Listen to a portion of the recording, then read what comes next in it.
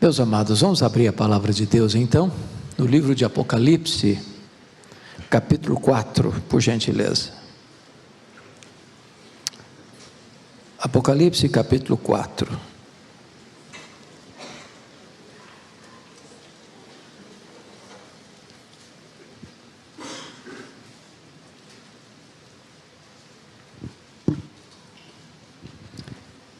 Esse texto diz o seguinte: depois dessas coisas olhei, e eis não somente uma porta aberta no céu, como também a primeira voz que ouvi, como de trombeta, ao falar comigo, dizendo: sobe para aqui, e eu te mostrarei o que deve acontecer depois dessas coisas.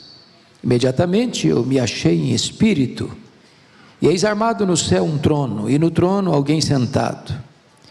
E esse que se acha assentado é semelhante no aspecto à pedra de jaspe e de sardônio, e ao redor do trono um arco-íris, semelhante no aspecto à esmeralda. Ao redor do trono há também 24 tronos, e assentados neles 24 anciãos vestidos de branco, em cujas cabeças estão coroas de ouro. Do trono saem relâmpagos, vozes e trovões, e diante do trono ardem 7 tochas de fogo, que são os 7 Espíritos de Deus.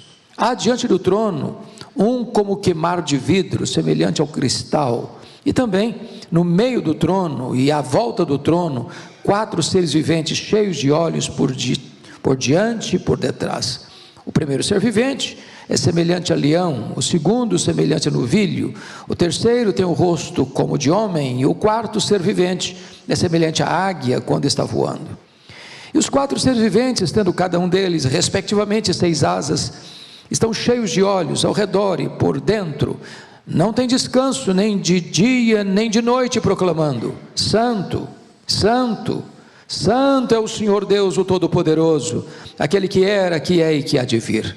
Quando esses seres viventes derem glória, honra e ação de graças ao que se encontra sentado no trono, ao que vive pelos séculos dos séculos, os 24 anciãos prostrar-se-ão diante daquele que se encontra sentado no trono, adorarão o que vive pelos séculos dos séculos, e depositarão as suas coroas diante do trono, proclamando: Tu és digno, Senhor e Deus nosso, de receber a glória, a honra e o poder, porque todas as coisas Tu criaste, sim, por causa da Tua vontade vieram a existir e foram criadas. Amém?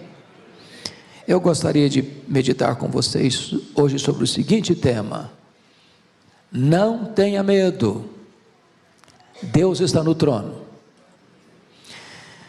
Meus amados, o contexto dessa passagem é que a igreja estava vivendo os seus momentos mais sombrios e amargos. A perseguição à igreja era crudelíssima. Os cristãos estavam sendo crucificados, queimados vivos, jogados às feras, perseguidos com grande crueldade. Os apóstolos de Jesus estavam mortos, exceto João, todos eles mortos pelo viés do martírio. João, já em idade avançada, sendo pastor em Éfeso, capital da Ásia Menor, é deportado para uma colônia penal, para uma ilha vulcânica do mar Egeu, a ilha de Pátmos. Certamente a intenção do imperador Domiciano, que começa a reinar em 81 e reina até 96, era jogar a última pá de cal na igreja tão machucada e ferida, fechando para João, o último representante do grupo apostólico, todas as portas na terra. Entretanto, Deus reverte essa situação. Quando tudo parecia perdido, quando a crise era medonha, diz a Escritura que o Senhor Jesus glorificado apareceu para João na ilha de Pátmos e deu uma ordem para ele registrar o que ele estava ouvindo e mandar às 7 igrejas da Ásia: Éfeso, Esmirna, Pérgamo, Tiatira, Sardes, Filadélfia e Laodiceia. Então João tem uma visão do Cristo glorificado no meio da igreja. João tem uma visão do Cristo que conhece a igreja, conhece a tribulação, a pobreza da igreja, conhece o lugar onde a igreja está. Mas agora, nesta nova cena, João não apenas escuta uma voz na terra, agora João vê o céu aberto, uma porta aberta, e agora ele recebe uma convocação: sobe para aqui, e eu te mostrarei as coisas, não que talvez aconteçam, não que podem acontecer, eu te mostrarei as coisas que devem acontecer. E então João tem esta visão do trono, porque a igreja enfrentará situações muito amargas, a igreja suportará uma perseguição crudelíssima.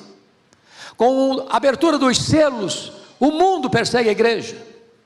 Com o toque das trombetas, Deus traz o seu juízo parcial ao mundo que persegue a igreja. Então vem 4 inimigos terríveis para atacar a igreja: o anticristo, o falso profeta, o dragão, a grande Babilônia. Mas antes dessas cenas todas virem a acontecer, é necessário que João veja: Deus está sentado no trono, as rédeas da história estão em suas mãos, a história não está sem rumo, a história não caminha para um desastre, a história será conduzida à sua consumação, e a vitória retumbante é de Cristo e da sua igreja. Olhando para esse texto, irmãos, peço que observemos algumas lições. A primeira delas é que o Apocalipse é revelação do céu, não descobrimento da terra. Vejam vocês comigo, por gentileza, que João vê uma porta aberta no céu.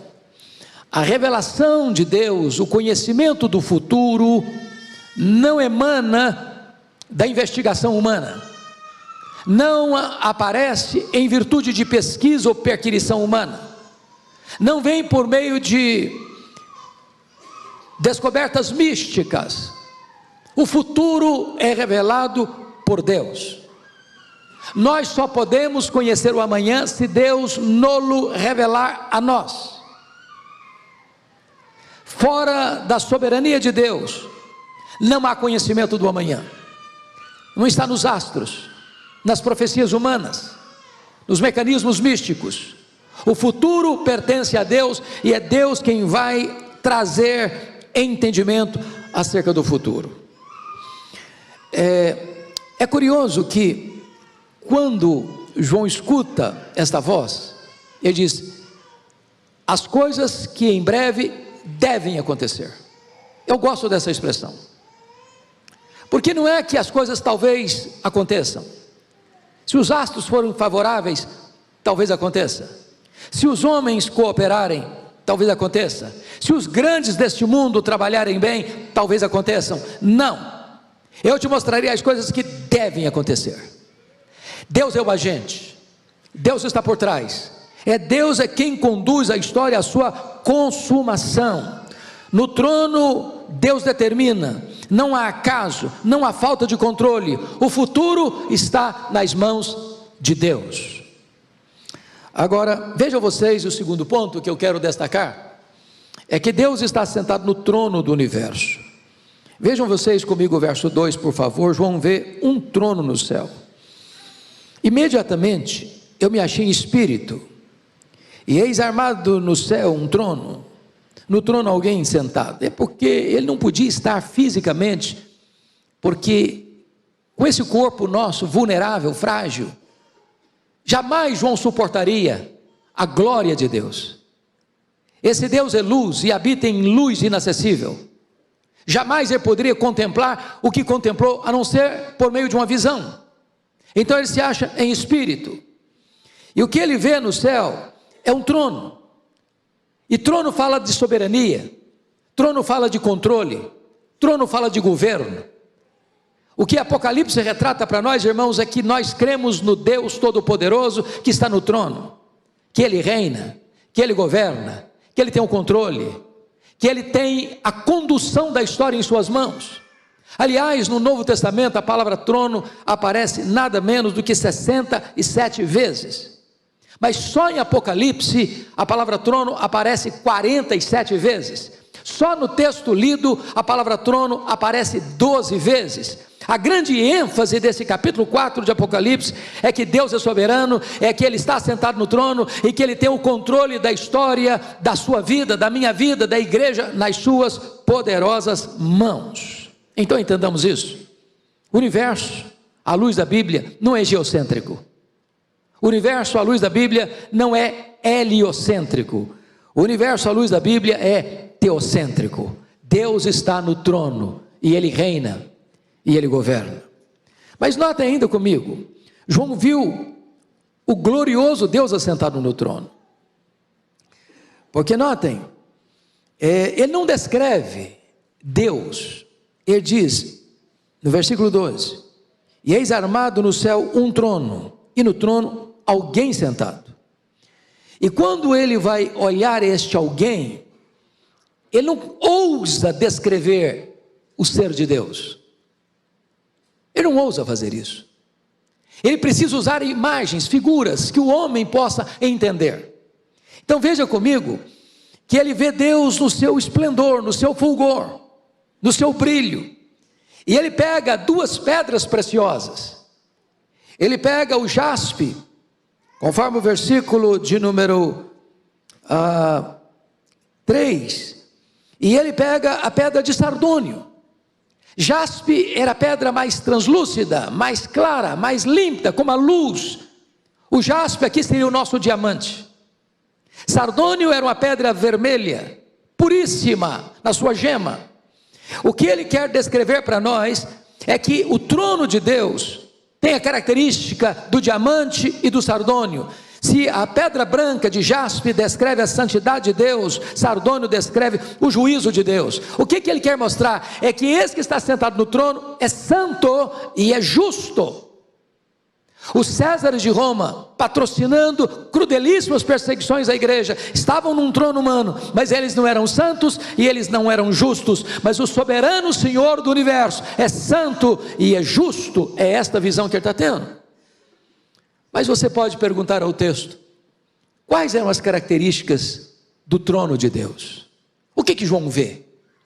Esse que governa o universo, a igreja, a nossa vida. Primeiramente, confira comigo o versículo 3, está escrito assim: esse que se acha sentado no trono é semelhante no aspecto à pedra de jaspe, de sardônio, e ao redor do trono há um arco-íris, semelhante no aspecto à esmeralda. E você vai perceber no versículo 5, que vai sair do trono relâmpagos, vozes e trovões, e aqui há uma inversão da natureza, inversão da natureza. Quando você vê uma tempestade se formando no horizonte, primeiro você vê relâmpagos, depois você escuta trovões, e então a chuva torrencial desce, e depois que tudo se acalma, que chega a bonança, você olha no horizonte e vê um arco-íris. O arco-íris é um símbolo da aliança de Deus, um sinal da misericórdia de Deus. Mas aqui, na descrição de João, o arco-íris precede os relâmpagos e os trovões. E por quê? É porque no trono de Deus a misericórdia precede o juízo. Dentro da economia da redenção de Deus, primeiro Deus oferece a sua graça, a sua bondade, a sua misericórdia, a sua salvação. E então, aos que recusam a oferta da misericórdia e da graça, vem o juízo, vem o julgamento. Antes das taças da ira de Deus serem derramadas, primeiro as trombetas tocam. E quando as trombetas tocam, o juízo está misturado com a misericórdia, porque Deus dá uma chance, e Deus é longânimo, e não quer que ninguém pereça, e então Ele oferece a misericórdia antes de aplicar o juízo. É isso que João está vendo aqui. Mas em seguida você vai notar no versículo 5, que depois do arco-íris, da misericórdia, da oferta da graça, então vem o juízo no verso 5. Do trono saem relâmpagos, vozes e trovões, e diante do trono ardem 7 tochas de fogo, que são os 7 Espíritos de Deus. Talvez as pessoas lá, como 2 de Pedro diz o seguinte: mas o mundo desde que é o mundo nunca mudou nada. Essas ameaças aí são ineficazes. E Pedro alerta, e a Bíblia que alerta o seguinte: não, Deus tem exercido juízo sim. Olha para Sodoma e Gomorra, Deus exerceu juízo. Olha para o Egito, Deus mandou as pragas. Olha comigo para a Babilônia, ela caiu.